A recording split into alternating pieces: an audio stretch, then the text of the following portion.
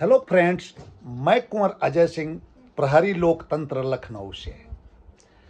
20 साल पुलिस सेवा में रहने के पश्चात 16 सालों से राजनैतिक अनुभव, समाज सेवा का अनुभव और अब आप लोगों के समक्ष भारतीय संविधान व कानून का जानकारी देना मेरा उद्देश्य है।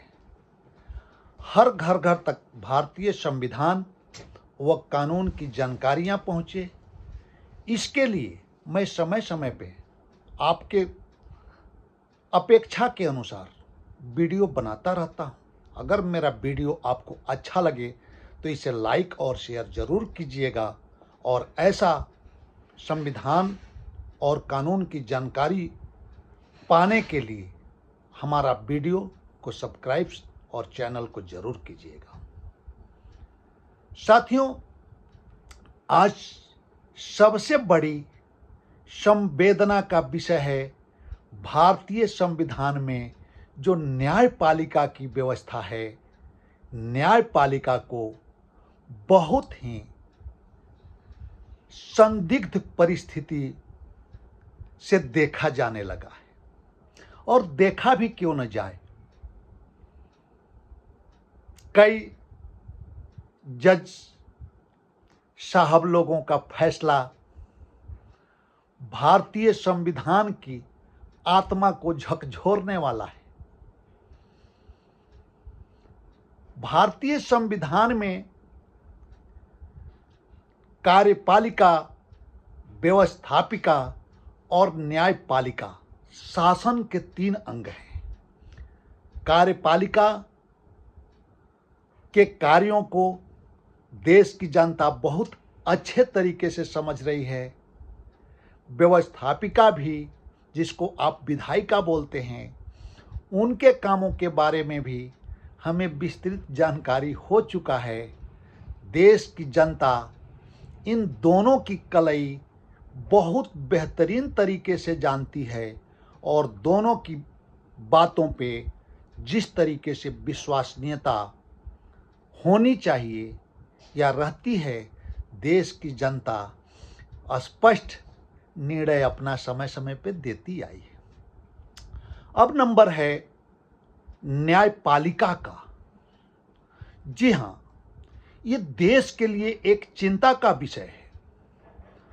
गणतंत्र भारत में ये पहली ऐसी व्यवस्था है जब देश के नागरिकों के मानसिक पटल पे, मानस पटल पे न्यायपालिका के प्रति वैमनस्यता की भावना, संदिग्धता की भावना उत्पन्न होने लगी है।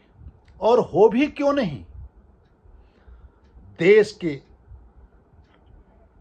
प्राइमरी न्यायालय, लोअर कोर्ट जिसे आप बोलते हो, से लेकर के सुप्रीम कोर्ट तक के फैसलों पे जिस तरीके से निष्पक्षता नजर नहीं आती है, कुछ फैसलों की मैं बात नहीं कर रहा हूं, बहुतेरे फैसले ऐसे हैं जहां निष्पक्षता का दर्शन होता ही नहीं है।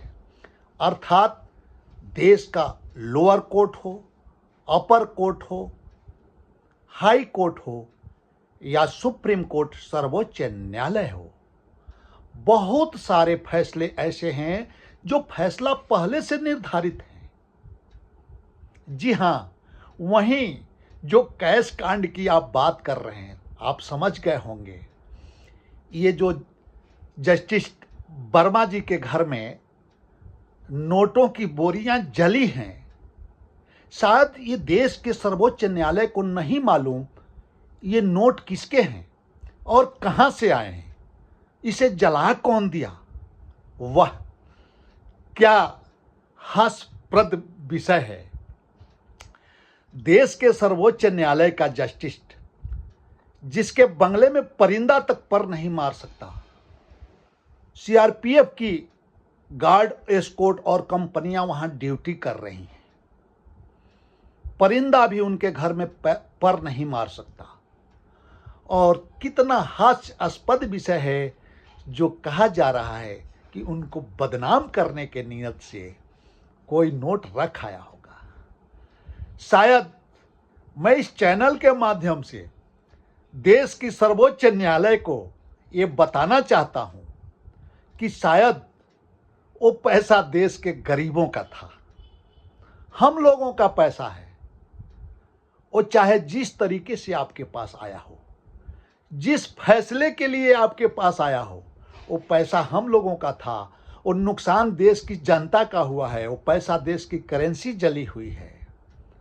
और आप चिट्ठी ले शक्कर चली हाथी के सिर धूल। वो देश की जनता करेंसी का महत्व समझती है, आप करेंसी का महत्व नहीं समझ पाओगे। छोटे न्यायालयों से बड़े न्यायालयों तक किसी तरीके से ये जो भ्रष्टाचार का मकर जाल फैला हुआ है,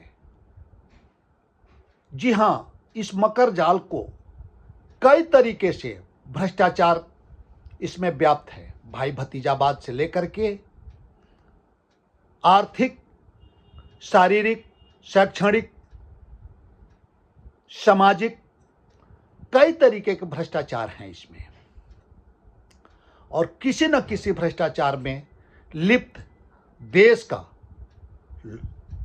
प्राइमरी, जी हां मैं कह रहा हूं, प्राइमरी न्यायालय से लेकर सर्वोच्च न्यायालय तक इस भ्रष्टाचार के मकर जाल में लिप्त है। जी हां, हम सर्वोच्च न्यायालय की बात कर रहे हैं।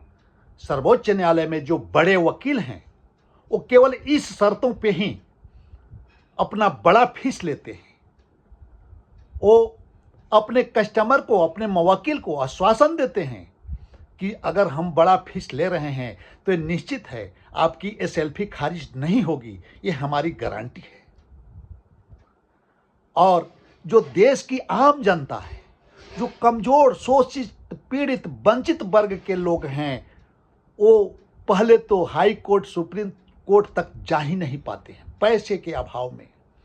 अगर आप जाते भी हैं तो कम पैसे के वकील करते हैं, और वो आपकी रीट या SLP high court, supreme court में, हाई कोर्ट में रीट खारिज हो जाती है, सुप्रीम कोर्ट में आपकी एसएलपी खारिज कर दी जाती है।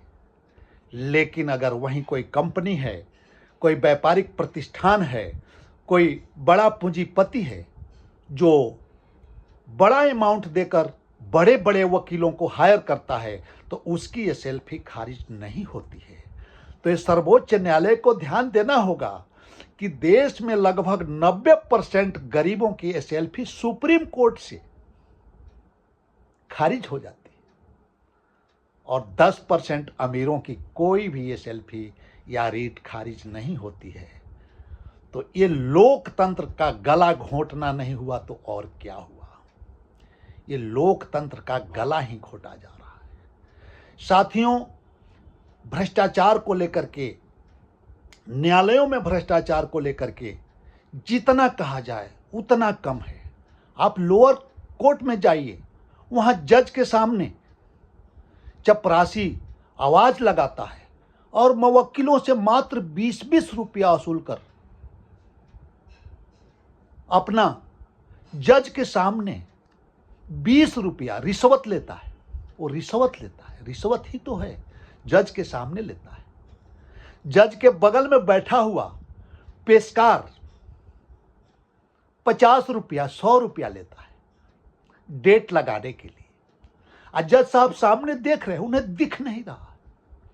साथियों, देश की पुलिस का एक सिपाही चौराहे पे रिश्वत नहीं लेगा।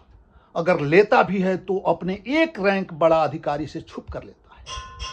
लेकिन न्यायपालिका इस भ्रष्ट तंत्र के, जी हां, भ्रष्ट तंत्र मैं इसलिए कह रहा हूं जो देश की जनता के सामने उजागर हो चुका है। इस भ्रष्ट तंत्र के 4th क्लास का कर्मचारी जज साहब के सामने वो चपरासी, वो पेशकार रिश्वत ले लेता है। तो इस मकर जाल में देश की न्यायपालिका फंस चुकी है, और सर्वोच्च न्यायालय को इससे निकलने के लिए और देश की जनता को विश्वास दिलाने के लिए कदम उठाना होगा। धन्यवाद।